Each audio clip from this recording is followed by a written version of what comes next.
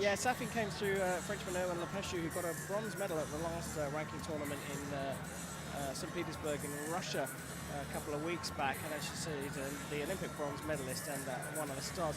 Nick Itkin, though, you alluded to this incredible fight. Two 19-year-olds in the quarterfinals. Tommaso Marini, world number 31 from Italy, up against Nick Itkin from the USA. Both of them been climbing the rankings. Nick currently ranked 28th in the world. He was miles behind. He was 6-0 down. Then he got back into the fight, and then 12-2, something like that, and then 14-9 or 14-8. And I was commentating on it, and to be honest with you, I was like, "This is going to be." I actually said, "This is going to be the greatest comeback I've ever seen," and he did it. It was incredible to make it here. Nick Itkin of the USA, the world number 28, 19-year-old, goes up against Timur Safin of Russia, who's 26 years old.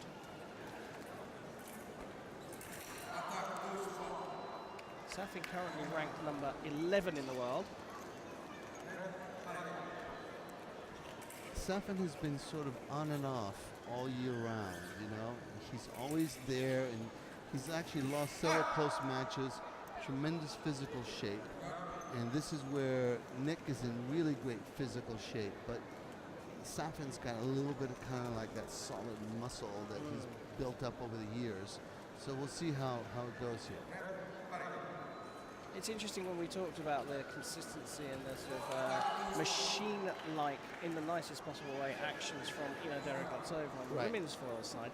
All of the Russian men are a little bit up and down. Jeremy Sinov, Regan, Trofimov, and Safin himself. Having won an Olympic medal, you can't really knock him too much, but he's the youngest one in that whole squad, quite honestly, and also Arsenal, who's actually very good on the team. But the other guys are, because basically you have Chermishinov, and then they've been using Zerchenko now. They're trying to get some younger blood. Yep. So, it's an interesting squad because they don't quite know where they're going to go with it, and figuring out in terms of the Tokyo team.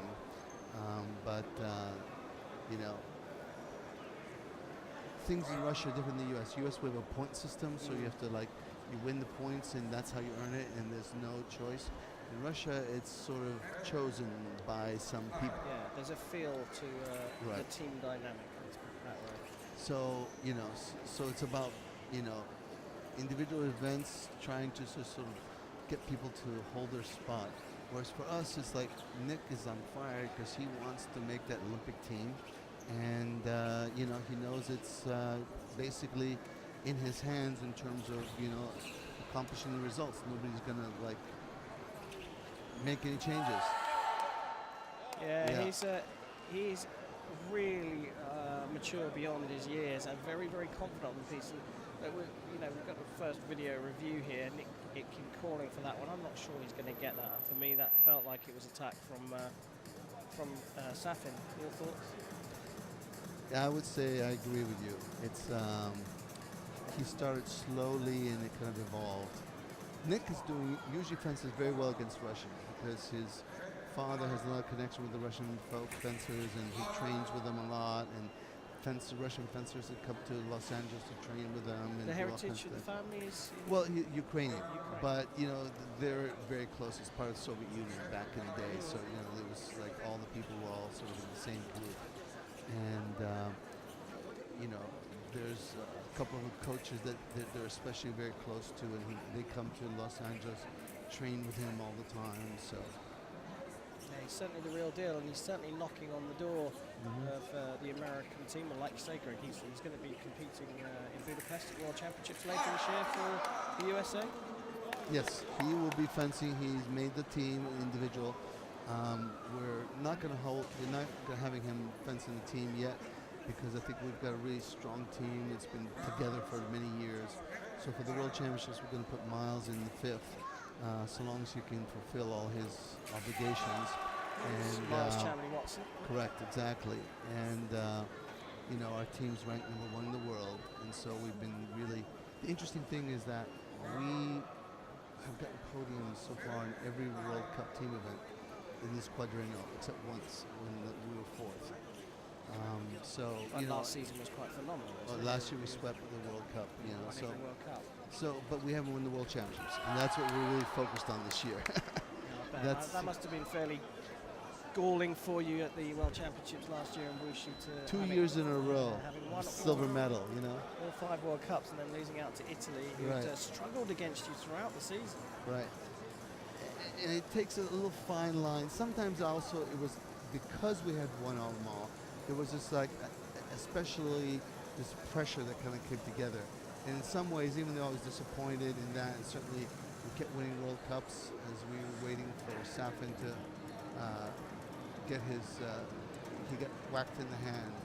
So, but basically as we ended up dropping a bout in Paris, a match, and we ended up bronze medal the first time we had lost. So it's kind of like, okay, it's the sweet, you know, that whole sweet thing is over. It's over, yeah. Let's kind of like just get back to fencing, not worry about all the other stuff. Yeah. And I think that we're in good shape right now. Yeah, certainly a very solid team. It must be a really tricky call for you, and I'm not going to put you on the spot here, Greg, don't worry, but you have got this situation where you have to choose. Look, you're going to qualify for sure as a team. Right. And you've got to take a choice of 4. 3, first of all, to go to the individual.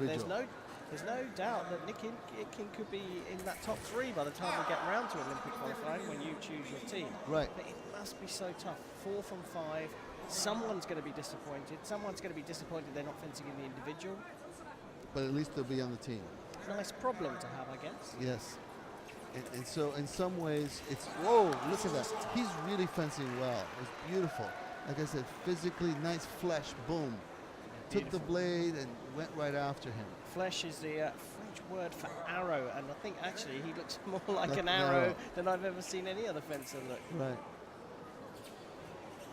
He's going after him, he's decided. Just a minute to go in the first period here. It's a lot of blade work. You know, Safin's really... Well, he found the blade that time, but Safin jumping in, closing the distance on the counter. A little sneaky, you know, kind of situation. That's what happens sometimes when you're like pushing too long, then the other person has time to kind of set something up and then boom, close it in. Start to feel the distance, yeah. Right. And I think people will be surprised that, you know, when you're... Nice touch, see? Now he came creeping in and then got nailed. Yeah. But that was that's his dad coaching there. That was a very simple action, having done all these beats beforehand. Boom, boom, set team hit. Right. He's very good at that action, actually. Provoke them and then take the blade, that sweeping motion you hit. Let's see set team, the low line parry of 7 being used a lot more now in men's foil. Right, because there's a lot of fishing about down below. Yeah, people keeping their blades out of the way, whether it's up top or down, or even outside, you see. Right. Was that parried? The referee's going to have a look at this one. I'm not 100% sure it was parried, but have a look at the video. Seemed like the attack was off target. We get to see it here on the... It does look like a nice parry riposte. It's when the off-target came on. Yeah, it looked like the light came on early. So it's all about whether the parry comes up before the blade is hit, as we look at the back of the referee looking at the video. Trust me, there is a laptop in front of that referee. He's coming back already, but he did choose to come and look at that himself. Let's see what the decision is. Here's a parry riposte. So it was either that the hit wasn't quite parried, or wasn't blocked, or it was. And in this case, he called it. So close, and it's hard to really make that call right away. But potentially a big momentum shift here for Nick Itkin getting that hit. He takes the lead.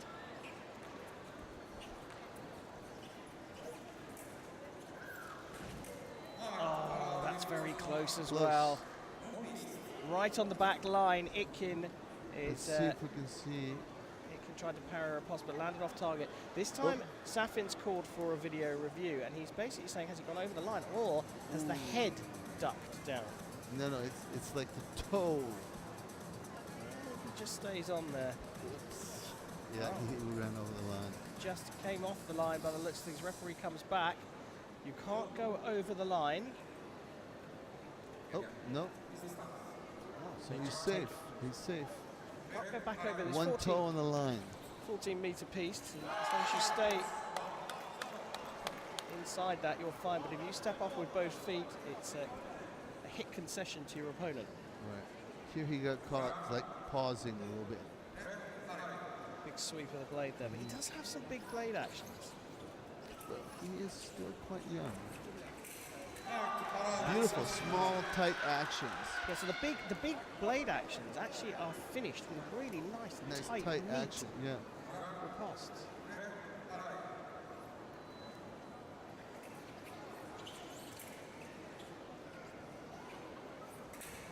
Another parry riposte. He's looking really sharp on that riposte as well. That's going to make Safin think twice about his attack. That's part of his bread and butter, sort of a little bit of a provocation to get him to bite when you want him to.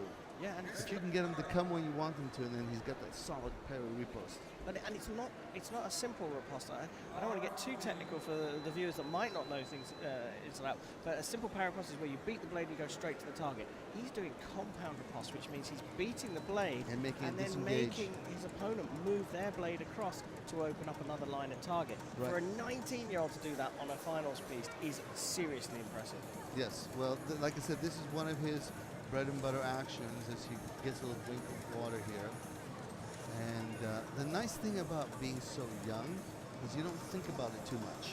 Yeah, there is. Let me tell you, it's like I'm just doing the thing, you know what I mean? I love to and do so as you get a little older, you start thinking about it too much sometimes. So it's actually to his advantage right now. And so he has a routine and he's doing it, and you know he's getting ready for the World Championships. So he's really, look at that small and tight action. Yeah, beautiful pictures here. From producers who are showing us the actions, but there's Timur Safin. He's going to be scratching his head. Right, well, he wants to get back into it. Now let's see what Naspolin, his coach here, tells him, and see how that makes the adjustments. Well, they've had a chance to chat with their coaches. It's time for the second period of the first men's semi-final here at the Shanghai Grand Prix. The last foil ranking event of the season before we head into the all-important zonal championships. Nick Itkin from the USA is leading Timur Safin, 19-year-old. He's been climbing the senior rankings, but this is by far his best result. And he looks like he's not done just yet. Yeah, he's taking a little patient approach, which is good. He's looking, his action's tight. Oh, again! No, he went off the strip though. See the guy raise his hand? The assistant referee we mentioned earlier on. He said he went off the strip. See? Yeah. Well, the referee's going to come and have a look at the video. I'm not convinced, Greg. I'm not convinced. See, look at when the light comes on. That's the key. See, it hasn't come on yet. Yeah, we see Safin. There's and that's where it came off just before. We've got so close. It's like one toe last time. This time, he just went a little bit off. Yeah, so we've got the video referee system right next to us. Greg's looking at that. Of course, you don't get those pictures, but Itkin went off the back line, and that's what gave game Timur inches. Safin. Yeah, well, millimeters. Millimeters, right. Yeah, Timur Safin closes the gap to 7 by pushing the American off the back line. Because the previous touch, he was able to stay on. Here just went off. Very nice surprise action. Like I said, young, spirited. I like it. You know, really good energy. And referee called that as attack from Safin. No, failed. But I don't think he actually finished his attack. He was so surprised by Itkin's action.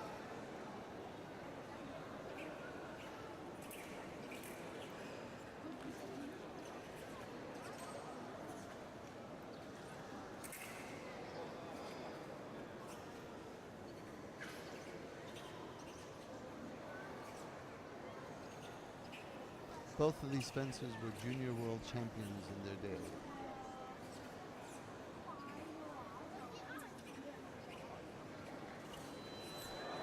Just a little bit of extra reach there from Itkin as he's going backwards. Put the line out. He certainly didn't have the right of way, and Safin just didn't reach him. I think Safin's gotten hit, nailed on those parry riposte a few times. So all of a sudden he's become a little nervous about going after it.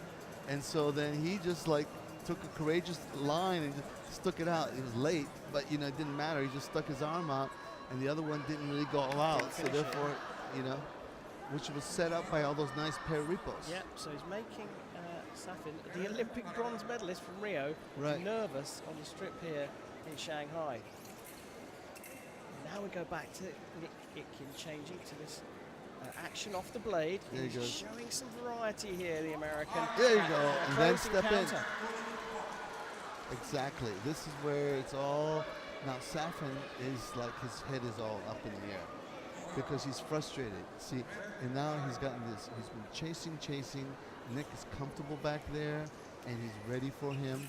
See? Whoa, bit of a circus move there. He needs to be a little careful not to be too flamboyant. No, it's not the flamboyant. It's what I like about it is that he's risking actions. He's not scared to do actions. You know what I mean? And Safin is scared to do something. All of a sudden, he like came flying at him. Okay, which is something that Safin likes to do from time to time. But basically, I don't see him comfortable. And then all of a sudden spins away from it. Another counter, and Safin is, look, as well as Nick Itkin's fencing, Safin's throwing this away by... just keeps charging in there. And the old school broken time attack attempt as well. So, but right now, and then now, see, that's a beautiful surprise lunge. Look at the footwork. Nick is sitting down, look at his legs strong and solid. Oh, looks for the power riposte. Really doing a tremendous job. Yeah, fencing really This is nicely. the best I've ever seen him fence. Fencing really well here, Nick Itkin, the 19-year-old, giving the 26-year-old a real headache.